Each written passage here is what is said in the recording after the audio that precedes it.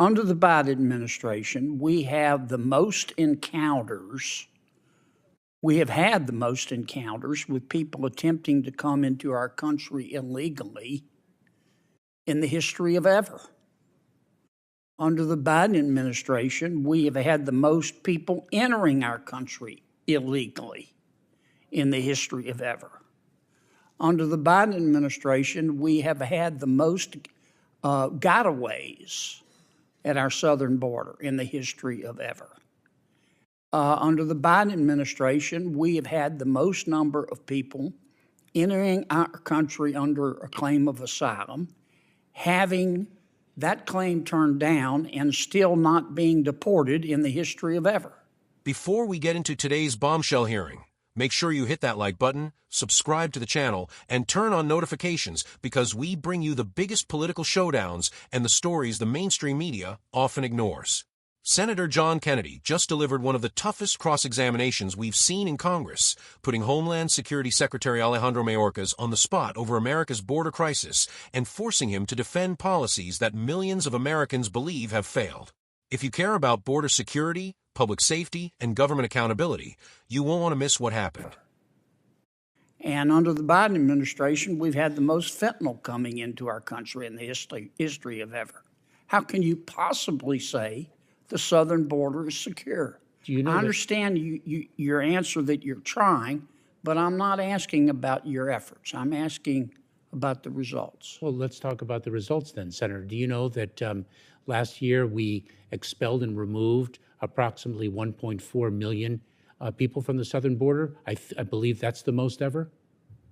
Do you realize Senator John Kennedy confronted DHS Secretary Alejandro Mayorkas during a heated congressional hearing over border security, illegal immigration, asylum policy, and gun control. Kennedy challenged the administration's claims that the southern border is secure, while Mayorkas defended DHS enforcement efforts and current immigration policies. Watch this breakdown as we examine the key exchanges, the competing arguments, and what the hearing could mean for the future of U.S. immigration policy and border security. If you enjoy political news, congressional hearing highlights, and in-depth analysis, be sure to like, subscribe, and share your thoughts in the comments. Thank you, Mr. Chairman. Welcome, Mr. Secretary. Thank you, Senator. Mr. Secretary, do you agree with the President that we should ban the private ownership of assault weapons in America? Senator, I do. What is an assault weapon? It is, for example, an AK-47. Can you give me a definition other than just pointing to a specific weapon? Would there be other weapons besides an AK-47 you would ban? There very well are. And I remember when I was a federal prosecutor in the Central District of California from September 25th, 1989 to, I believe it was April 2001. And I thank you for your service, but if you could answer my question. The vast majority of law enforcement officers, leaders with whom I worked were greatly in support of the assault weapons ban. Mr. Chairman, you know why we get so frustrated with you? Because you won't give straight answers. I think I just did. No, you didn't. No, you didn't. Do you have a definition of an assault weapon? I am confident there is a technical definition of what is an assault weapon, and it was assuredly used in the context of the statute that previously existed banning assault weapons. Mr. Secretary, our southern border is not secure, is it? Senator, I have spoken about this. I believe I've addressed this earlier in the hearing. Why don't you address it again? Of course. Let me share with you a few things. Number one, when I speak of the security of the border, I am speaking of maximizing the resources we have to deliver the most effective results. So let me assure you that we are doing so. It's secure because we're trying to secure it. Are we succeeding? Senator, we are so focused on the security of our southern border. We are doing so much with respect to the surge of personnel. How you're not succeeding? Oh, Senator, let me share with you that the challenge of migration that we are experiencing at our southern border is not exclusive to the United States. It is something that is gripping the entire But hemisphere. my job is to worry about the United States, As Mr. is Chairman. mine. As is mine. And here's my question. Let me try to rephrase it. And I really do wish, I understand the position you're in, but you really should try to do a better job of answering the questions. Under the Biden administration, we have the most encounters. We have had the most encounters with people attempting to come into our country illegally in the history of ever. Under the Biden administration, we have had the most people entering our country illegally in the history of ever. Under the Biden administration, we have had the most gotaways at our southern border in the history of ever. Under the Biden administration, we have had the most number of people entering our country under a claim of asylum, having that claim turned down and still not being deported in the history of ever. And under the Biden administration, we've had the most fentanyl coming into our country in the history of ever. How can you possibly say the southern border is secure? Do you know I understand your answer that you're trying, but I'm not asking about your efforts. I'm asking about the results. Well, let's talk about the results then, Senator. Do you know that last year we expelled and removed approximately 1.4 million people from the southern border? I believe that's the most ever. Do you realize that we are focused on enforcing our laws to achieve the security of the southern border? I know you're focused, Mr. Chairman, or Mr. Secretary, but you're not succeeding. Senator, And when you come testify to us, you talk about how you're trying really hard. And I don't have any way to disprove that. I accept that statement in good faith. But the numbers belie that.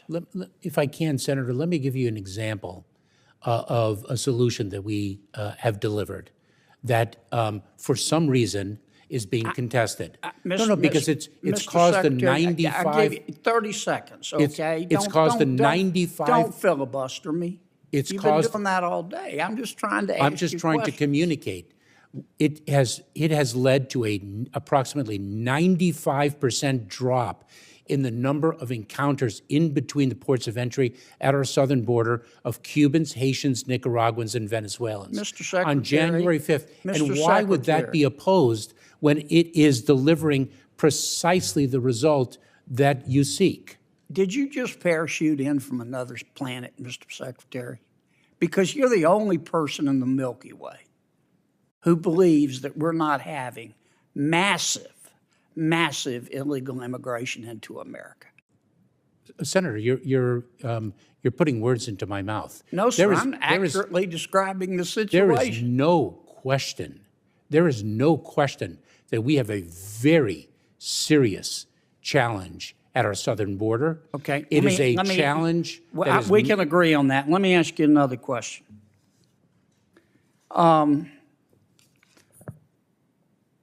Why don't you just declare a new policy that other than children, if you present at the southern border, you claim refugee status, you claim political asylum,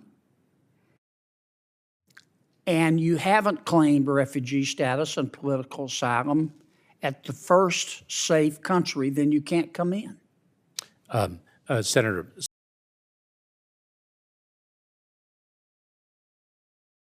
Period. Done. End of story. Why don't you do that? Senator, I don't think that we have the unilateral authority. Sure you do. Other countries number one do and it. number two, as I've mentioned. If you try sneaking into China. As I've mentioned, I do not think that is sound policy. Why? Because you are basically shutting down our asylum system. No, you're not. You're saying we honor your right to seek political asylum. But you're cherry picking. Do it in Mexico first. Why haven't you done that? I think I've addressed that issue, Senator. You don't want to do it, Mr. Secretary. That's what it's beginning to look like. Because you think our borders ought to be open. And it would be more intellectually honest if you just say that. That is false. I don't agree with you. You have to watch up here what people do, not what they say, and everything else is just cottage cheese. Senator, I don't think Thank you, I don't Mr. think the 1.4 million people who were expelled or removed last year would consider the border open. Mr. Chairman, Mr. Secretary, you've had millions coming into the country illegally, the most of the history of ever under your watch. And everybody knows that, apparently, except you. Either that or you're not being forthcoming with We've also had the largest number of individuals expelled or removed from the southern border. And if one takes a look at the apprehension and encounter numbers, and then the removal numbers, one would have a different view. If you do the safe third country policy, that'll solve half of your problem right there. Thank And you, you're Senator. not denying anybody asylum. Thank you, Senator Kennedy. Senator Ossoff. Thank you, Mr. John Kennedy has built a reputation for asking straightforward questions and refusing to let government officials dodge them. During this hearing, that reputation was on full display. The hearing opened with Kennedy asking Secretary Mayorkas whether he supports banning private ownership of assault weapons. Mayorkas answered yes, but when Kennedy asked him to define exactly what an assault weapon is, the Secretary struggled to provide a clear definition beyond mentioning the AK-47. Kennedy repeatedly pressed for a direct answer, arguing that if the administration wants to ban a category of firearms, it should be able to clearly explain what falls into that category. From Kennedy's perspective, vague definitions create uncertainty and make it difficult for Americans to understand what lawmakers actually intend to regulate. But the real fireworks began when the conversation turned to the southern border. Kennedy challenged Mayorkas' repeated claims that the administration is securing the border. He pointed to statistics showing record numbers of migrant encounters, illegal crossings, gotaways, fentanyl trafficking, and asylum claims during the Biden administration. His argument was simple. Government should be judged by results, not by intentions. Mayorkas defended the administration by saying migration is a global challenge affecting many countries, not just the United States. He also highlighted that DHS removed or expelled approximately 1.4 million individuals in the previous year and argued that enforcement efforts remain aggressive. He further pointed to policies that he said dramatically reduced illegal crossings by migrants from Cuba, Haiti, Nicaragua, and Venezuela. Kennedy wasn't convinced. Instead of focusing on the department's efforts, Kennedy kept bringing the discussion back to what Americans actually see happening at the border. His position was that if illegal crossings continue at historic levels, then claiming the border is secure simply doesn't match reality. One of the most important moments came when Kennedy proposed what is known as a safe third country approach. Under his proposal, migrants traveling through another safe country, such as Mexico, would generally be required to seek asylum there before applying in the United States, with exceptions such as unaccompanied children. Kennedy argued that adopting such a policy could significantly reduce incentives for illegal migration and ease pressure on the American immigration system. Mayorkas responded that implementing such a policy would require legal review and that, in his opinion, it could undermine the existing U.S. asylum framework. The disagreement highlighted two fundamentally different approaches to immigration. One approach prioritizes maintaining broad access to the asylum system while enforcing immigration laws within that framework. The other prioritizes stronger restrictions designed to discourage illegal crossings before migrants reach the United States. As a conservative commentator, I think this hearing reflected a concern shared by many Americans who believe the federal government should be evaluated based on measurable outcomes. Supporters of